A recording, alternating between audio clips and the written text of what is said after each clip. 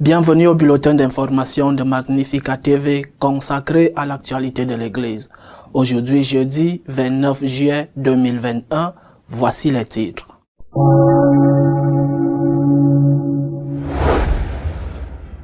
Le pape a publié un motu proprio concernant la célébration de la messe traditionnelle qui abroge les permissions données par le pape Benoît XVI.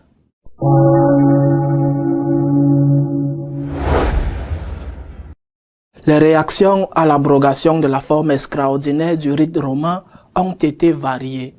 La grande majorité a montré son soutien aux fidèles touchés.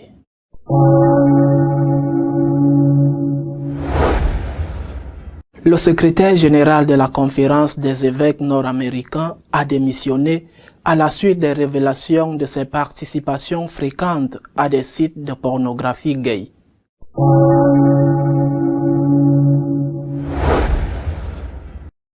Le diocèse de Las Cruces au Nouveau-Mexique est devenu le premier à refuser officiellement la communion à un sénateur en raison de son soutien aux lois sur l'avortement.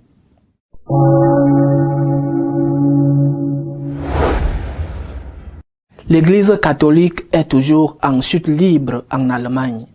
Entre les apostasies et les décès, le nombre de fidèles a diminué de plus de 400 000 personnes en 2020.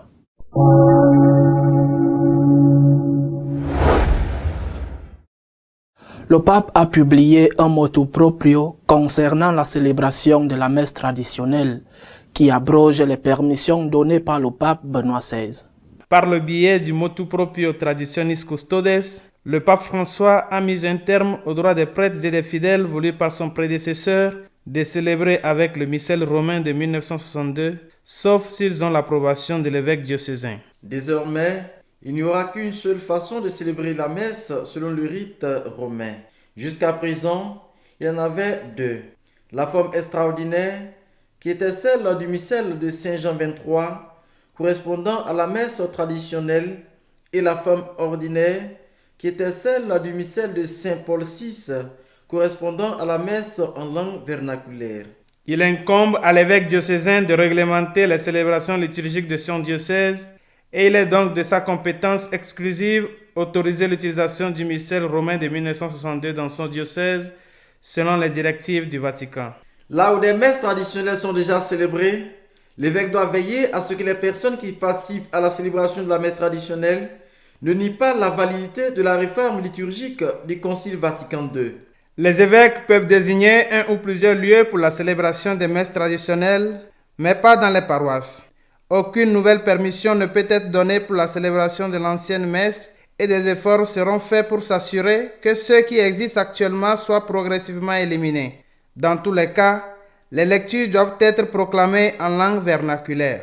Les prêtres qui seront ordonnés à partir de maintenant ne pourront pas célébrer selon l'ancien rite, même en privé, sauf s'ils demandent la permission à l'évêque et que l'évêque demande la permission au Saint-Siège. Ceux qui ont déjà été ordonnés et qui ont obtenu cette permission devront la demander à nouveau. Dans une lettre d'accompagnement et d'explication du motu proprio, le pape justifie sa décision en déclarant que beaucoup de ceux qui participent à l'ancienne messe n'acceptent pas le Concile Vatican II et se considèrent comme la véritable Église.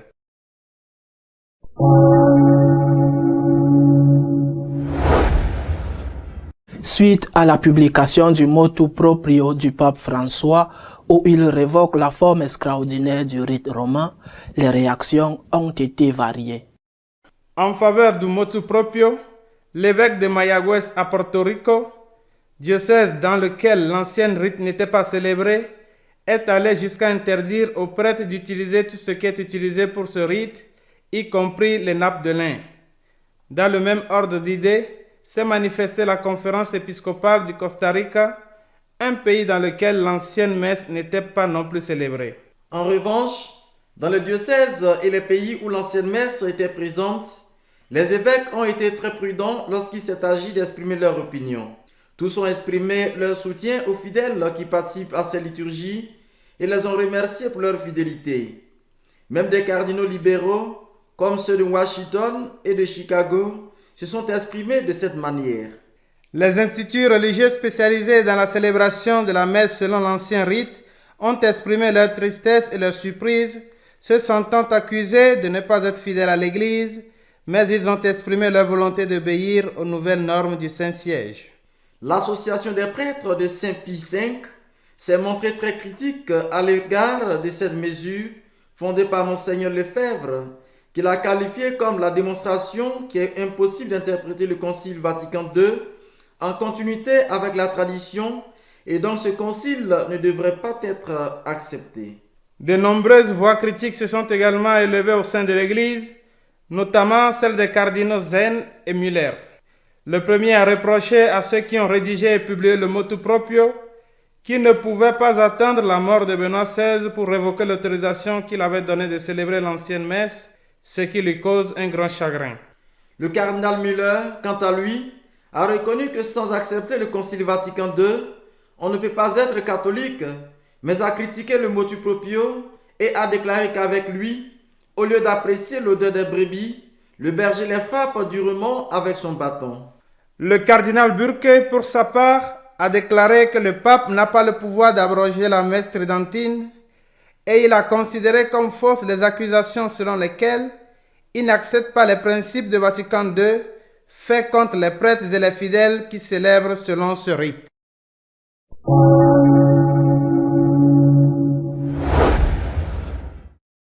Le secrétaire général de l'épiscopat américain a été contraint à la démission à la suite des révélations sur son implication dans des sites web de pornographie gay. Le prêtre Jeffrey Burrill, secrétaire général de la Conférence des évêques des États-Unis, a annoncé sa démission après qu'un rapport des médias ait trouvé des preuves qu'il était continuellement impliqué dans des activités sexuelles inappropriées. C'est avec tristesse que je vous informe que Monseigneur Jeffrey Burrill a démissionné de son poste de secrétaire général de la conférence, a déclaré l'archevêque José Gómez, président de la conférence épiscopale, dans une lettre adressée aux évêques américains. Lundi, nous avons pris connaissance des rapports médiatiques imminents alléguant un éventuel comportement inapproprié de Monseigneur Burrill. Ce qui nous a été communiqué ne comprenait pas les allégations de mauvaise conduite avec des mineurs. Cependant, Monseigneur Burrill a démissionné avec effet immédiat, a ajouté Monseigneur Gómez.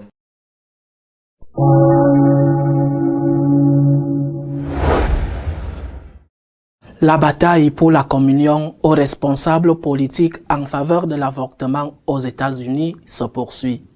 Un diocèse l'a refusé à un sénateur du Nouveau-Mexique. Après qu'un sénateur de l'État du Nouveau-Mexique ait déclaré qu'on lui avait refusé la communion à cause d'une question politique, son diocèse a répondu qu'il l'avait averti en privé qu'il ne devait pas s'approcher de la communion à cause de son soutien obstiné à un projet de loi pro-avortement. Mon nouveau curé a indiqué qu'il ferait la même chose après qu'il ait laissé échapper la dernière fois, a ajouté Joe Cervantes. Veuillez prier pour les autorités de l'Église alors que le catholicisme change avec le pape François. Le sénateur représente le 31e district du Nouveau-Mexique dans les environs de Las Cruces. En réponse, Christopher Velasquez, le directeur de la communication du diocèse de Las Cruces, a déclaré qu'il est regrettable qu'un problème pastoral avec un membre de l'église locale soit rendu public. Il a expliqué que ce qui s'est passé ne s'est pas produit d'une manière improvisée parce que tant le curé que l'évêque, Monseigneur Peter Baldacchino, avait déjà contacté Cervantes en privé sur son soutien à un projet de loi pro-avortement qui a été promulgué plus tôt cette année. Monseigneur Baldacchino n'a pas eu de réponse du sénateur, a déclaré Monseigneur Velasquez, ajoutant « Il a été averti plusieurs fois à l'avance, lui faisant savoir que s'il votait pour le projet de loi 10 du Sénat, il ne devrait pas se présenter à la communion. Nous regrettons la décision du sénateur Cervantes de politiser cette question, a déclaré Monseigneur Velasquez.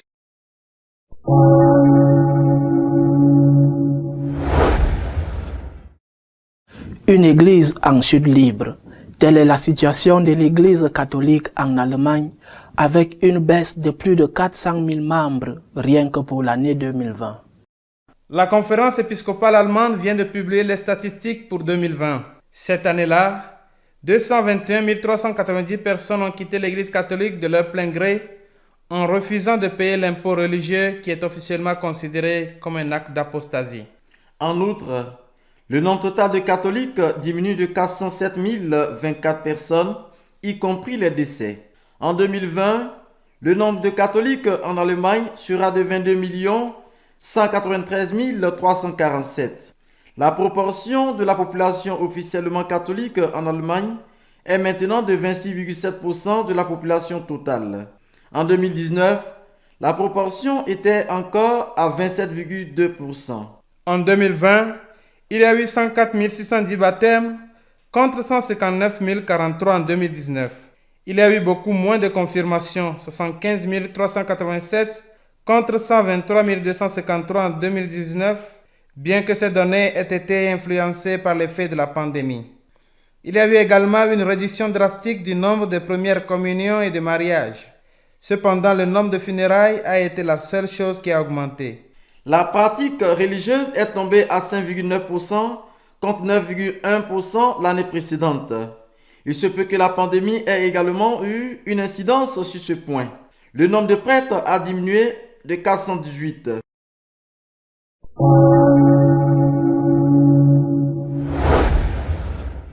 Notre éditorial de cette semaine est consacré à commenter le motu proprio du pape François sur la célébration de la messe traditionnelle. Les réactions au motu proprio du pape François, Traditionis Custodes, ont peut-être été différentes de ce que l'on pourrait penser. Par exemple, sans exception, les évêques des diocèses dans lesquels les messes étaient célébrées selon le rite ancien ont déclaré qu'ils continueront ces Eucharisties et ont même exprimé leur soutien, leur gratitude aux fidèles qui participent à ces Eucharisties. Et cela a été déclaré par des évêques très libéraux comme le cardinal de Chicago ou le cardinal de Washington. La même chose a été déclarée par la Conférence épiscopale française, qui est un pays où ce type d'Eucharistie est célébré dans de nombreux diocèses. De la part des instituts dont le charisme est la célébration de la messe tridentine, de l'ancien rite, il y a eu des expressions de douleur, mais aussi d'acceptation explicite de ce que le pape François demande dans ce motu proprio. Les critiques sont venues d'une part de l'extérieur. La communauté de Lefebvre a été très dure, mais aussi de l'intérieur. Par exemple, le cardinal Zen a demandé si les gentlemen du Vatican, comme il les appelle, n'auraient pas pu attendre la mort de Benoît XVI pour détruire son œuvre, lui causant ainsi une grande douleur pendant qu'il est en vie.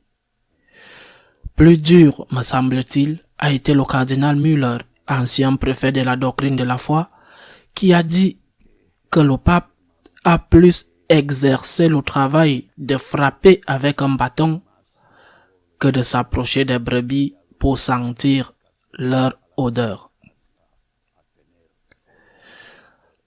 Le pape François a raison lorsqu'il dit qu'il ne peut y avoir deux groupes dans l'Église, chacun se considérant comme la véritable Église. Sans chercher à savoir si les traditionalistes se considèrent tous comme la véritable Église et excluent les autres, le pape a raison sur ce point. Et il a également raison, comme le souligne le cardinal Müller dans sa critique raisonnée de la Traditionis Custodes, que le pape a raison lorsqu'il dit que l'on ne peut pas être catholique si l'on n'accepte pas tous les conciles. Il a raison, je le répète, je ne sais pas si tous les traditionalistes ou une petite partie d'entre eux rejettent le concile Vatican II. Mais le pape a raison lorsqu'il affirme qu'au sein de l'Église, il ne peut coexister deux groupes qui se considèrent comme la véritable Église et qui sont en désaccord l'un avec l'autre. Et il a raison lorsqu'il affirme qu'on ne peut pas être catholique si on n'accepte pas tous les conciles. Vatican II, bien sûr, ainsi que les précédents, 30 Éphèse. Le pape a raison sur ce point. La question se trouve dans le fait que le concile Vatican II, qui est très clair dans ce qu'il dit dans la lettre, n'est pas aussi clair dans son application, dans son interprétation. Et pour certains, ce concile doit être interprété à la lumière de tout ce qui a précédé. La parole de Dieu en premier lieu et la tradition de l'Église. C'est un concile de plus dans la longue liste des conciles de l'Église catholique. C'est ce que Benoît XVI a appelé l'herméneutique, l'interprétation de la continuité. Mais pour d'autres, c'est tout le contraire. Le Concile Vatican II signifie le début d'une nouvelle Église. C'est ainsi qu'elle est appelée la nouvelle Église.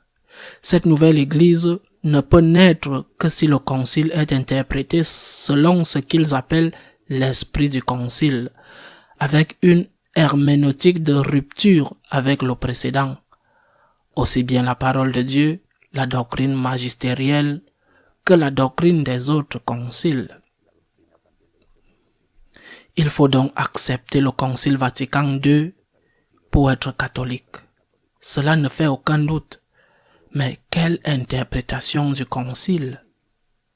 Ceux de la nouvelle Église insistent sur le fait d'être en harmonie avec le monde.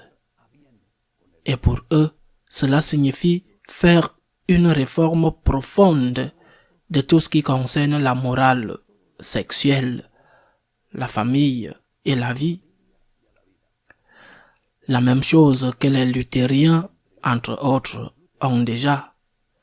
Ils sont en faveur de l'avortement, de l'euthanasie, du contrôle artificiel des naissances.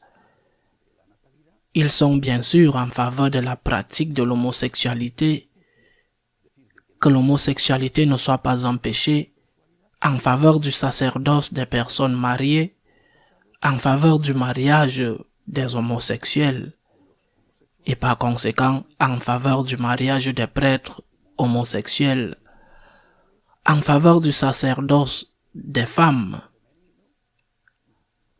donc des prêtres homosexuels mariés, exerçant en tant que prêtres et en tant qu'homosexuels, des prêtresses lesbiennes mariées entre elles, des évêques femmes, des évêques et des évêques femmes, des hétérosexuels et des homosexuels mariés, et allant jusqu'à une papesse lesbienne mariée à une dame à la tête de l'Église. Ce n'est pas de la science-fiction, ce que je suis en train de dire. Ce n'est pas une exagération. C'est point par point ce qu'ils veulent. Point par point. Ce qui se passe, c'est qu'ils ne le disent pas ouvertement. Ils y vont petit à petit. Ils demandent le mariage des prêtres, la bénédiction des couples homosexuels, l'intercommunion avec les protestants, des femmes diaconesses, parce qu'ils savent que si au premier moment ils disent « Nous voulons une papesse lesbienne à Rome », eh bien, ça va être très fort pour beaucoup, mais c'est leur objectif. D'abord le mariage des prêtres, un sacrement pour les couples homosexuels, que toute personne puisse recevoir la communion, quelle que soit sa situation morale, et puis, petit à petit, ils introduisent autre chose, diaconat féminin, sacerdoce féminin, épiscopat féminin, bien sûr, mariage pour les prêtres, quelle que soit leur situation. Je répète, la fin est une papesse lesbienne à Rome. C'est la nouvelle Église. Le pape a raison. Il est impossible qu'au sein d'une même Église coexistent deux Églises aussi différentes et que ces deux Églises se considèrent comme la véritable Église. Mais cela fait 60 ans que nous sommes comme ça, et cela fait 60 ans que nous continuons avec une fiction qui est insupportable. Depuis 60 ans, il y a un secteur de l'Église qui dit « Vatican II, oui », interprété dans la continuité de tout ce qui est antérieur, que l'Église ne commence pas en 1960. Et il y a un autre secteur de l'Église qui dit Vatican II, oui, mais en rupture avec tout l'antérieur.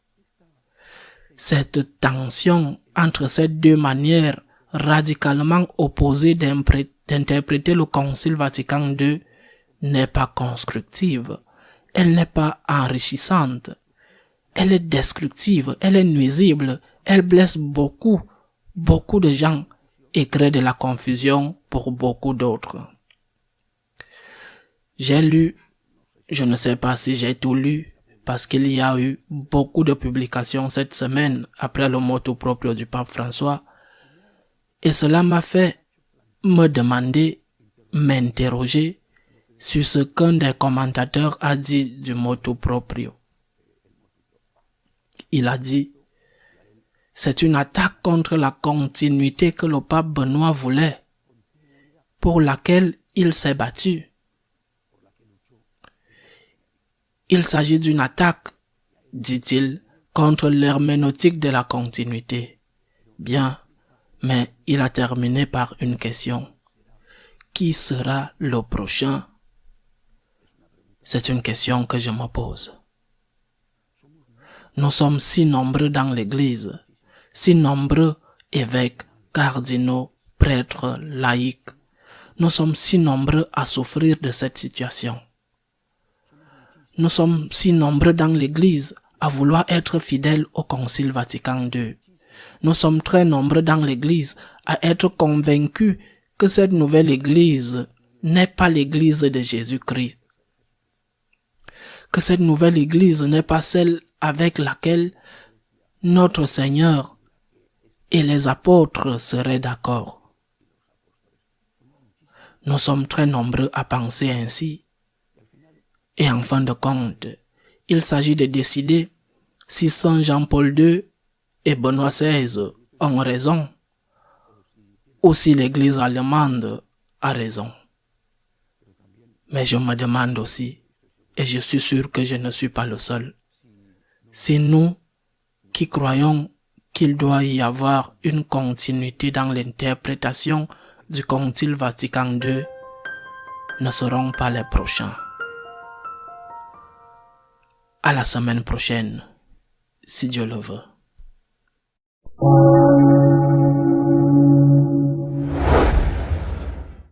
Si vous souhaitez être au courant de ce qui se passe dans notre Église, vous pouvez le faire à travers notre page d'information magnificat.tv. À la semaine prochaine, si Dieu le veut.